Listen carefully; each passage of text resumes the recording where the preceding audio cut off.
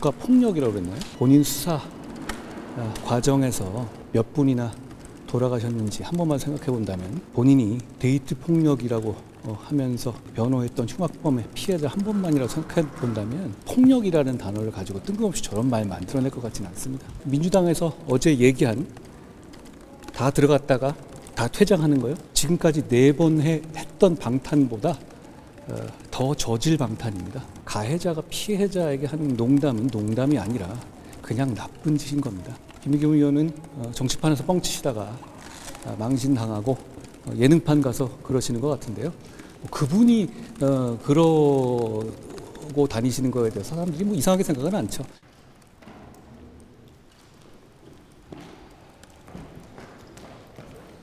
장관님, 이재명 대표가 이제 일련의 상황들을 오늘 윤석열 정부가 국가폭력을 자행하고 있다 이렇게 표현을 했는데요. 어떻게 보셨을지. 국가폭력이라고 그랬나요? 본인 수사 과정에서 몇 분이나 돌아가셨는지 한 번만 생각해 본다면,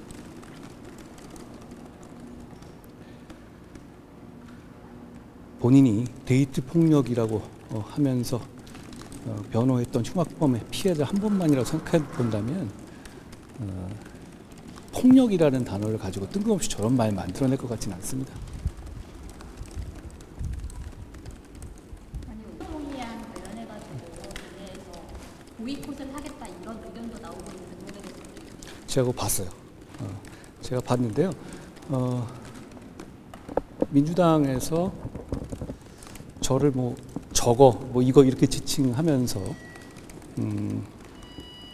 체포 동의안은 간악한 짓이니까 방탄으로 막아내겠다 이런 말씀, 그리고 다 퇴장해 버려서 하겠다 이렇게 말씀을 하셨던데요.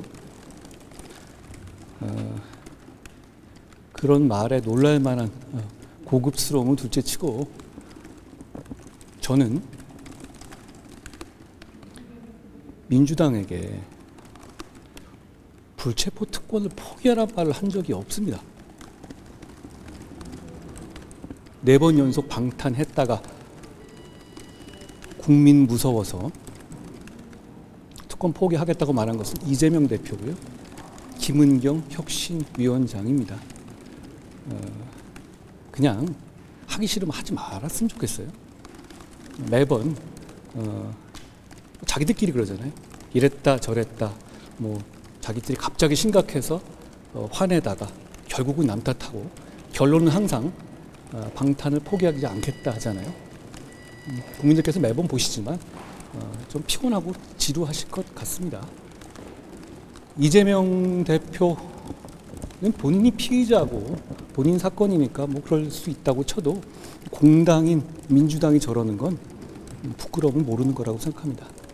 그리고 민주당에서 어제 얘기한 다 들어갔다가 다 퇴장하는 거요? 지금까지 4번 했던 방탄보다 더 저질 방탄입니다.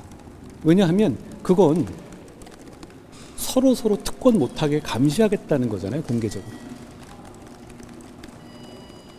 장관님, 오전에 김의겸 의원이 상임위에서 질의 과정에서 해병대 사망 사건 수사 기록이라면서 일부 부분을 확보했다고 공개를 했는데 국방부 차관도 못 본 기록이 외부로 유출된 거다 이런 지적이 있습니다. 수사가 필요한 사안이라고 보실까요?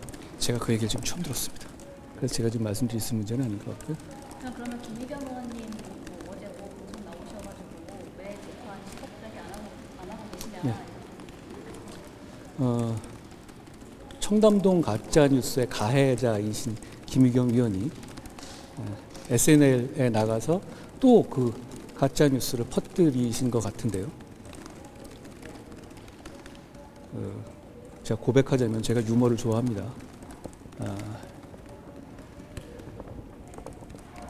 그리고 문제는 제가 그런 재능이 없어가지고 좀 안 좋은 조합이긴 하죠. 그런데 유머의 세계에서 하나의 어떤 공통적인 룰이 있다면요,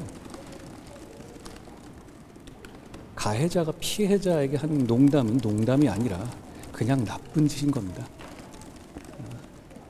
김의겸 의원은 정치판에서 뻥치시다가 망신당하고 예능판 가서 그러시는 것 같은데요. 그분이 그러고 다니시는 거에 대해서 사람들이 뭐 이상하게 생각은 않죠. 그렇지만 민주당이 역시 같이 거기에 동참하고 있고 그분의 그런 거짓말과 가짜 뉴스에서도 아직도 누구도 제대로 된 사과를 하고 있지 않다는 게 문제 같습니다.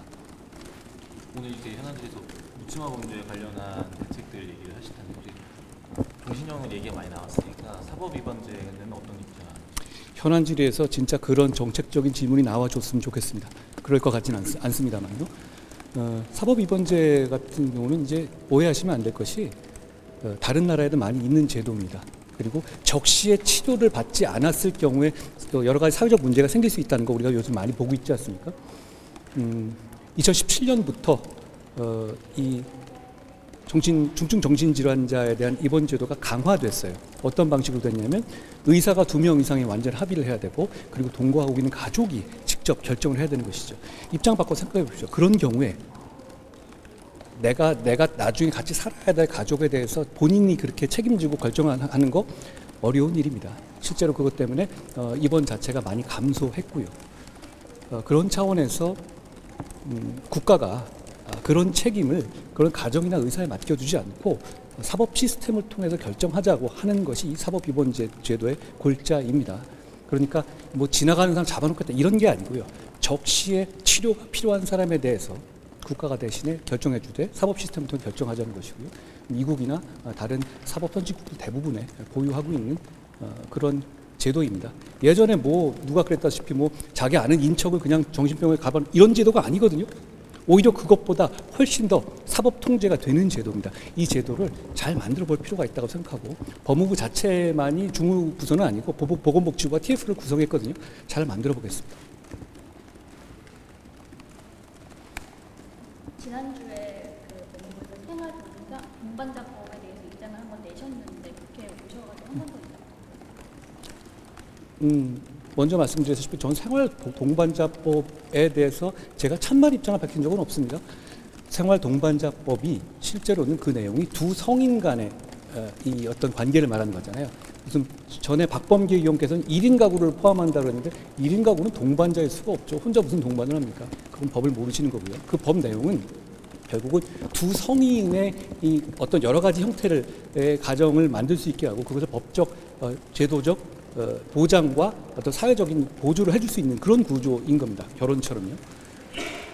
그렇지만 그 제도에 대해서 어떤 성에 관한 어떤 그런 제한이 없기 때문에 동성혼 제도가 당연히 거기에는 포함되는 겁니다. 저는 그거에 대해서 국민들이 관심이 많으시잖아요. 그거가 이렇게 어물쩍 넘어가면 안 되고 정확하게 어떤 내용인지에 대해서 국민적 합의와 어떤 공론장에서의 토론이 있어야 한다는 말씀입니다. 제가 의아하게 생각하는 것은 저는 정의당에서 이 부분에 대해서 제 여러 가지 다른 생각 갖고 있는 건 충분히 이해합니다. 정의당의 철학은 그거고요. 충분히 존중하는데 정의당 혼자 그렇게 생각을 한다면 이 법은 통과되지 않습니다. 아시다시피. 그렇지만 민주당이 이 법을 지지하고 이 법과 같은 생각이라면 최근에 민주당이 보이는 행태를 보면 토론 없이 그냥 본회의 회부하지 않습니까? 이거 그렇게 갈 수 있는 상황입니다. 그러니까 이건 그래서는 안 되고 사회적 합의와 어떤 그 공감대를 위한 토론이 필요하다는 겁니다. 그런데 제가 의아하게 생각하는 것은 제가 뭐라고 한마디만 하면은 정말 벌떼같이 민주당 의원들이 달려드시지 않습니까? 희한하게도 여기는 아무도 없네요. 제가 뭐라고 특별히 얘기한 것도 아니지 않습니까? 이 법을 발의하는데 민주당이 상당히 가담했고 저한테 3분이나 거기서 이 법을 지지해달라는 취지로 질의하셨잖아요. 그런데 이 취지가 제가 동성혼의 문제고 그 문제에 대해서 건설적인 토론을 해보자라고 여러 차례 말씀을 드렸지만 아무도 그러한 줄이 없으십니다. 국민 설득할 자신이 없으면 내놓지 말았어야 하고요. 지금이라도 국민 설득할 자신이 있으면 공론의 장에서 이야기해보자는 얘기입니다. 아니 민주당이 지금 여기서 찬반의 얘기조차 없다는 거 이상하지 않습니까? 됐습니다. 문관석 의원님 재판에서 강동표 의원님 이름들이 실제로 나왔고 보도도 됐는데 여기에 대해서 지금 민주당은 전혀 사실이 아니다. 그거 없어요. 파악을 하고 있는데요. 범죄 수사를 받는 사람들이 혐의를 인정하는 경우보다 그러지 않는 경우가 더 많죠. 그런데 그 민주당 말씀대로라면 돈 봉투를 주고 한 과정들에서 여러 명이 구속되고 그게 법원에서 다 인정되는데도 불구하고 받은 분은 한 분도 없는 거잖아요. 그게 사실일 리는 없지 않습니까? 검찰에서 절차에 따라서 철저하게 수사할 거라고 생각합니다. 철저하게 수사할 만한 사안 아니겠습니까? 중요한 사안이죠.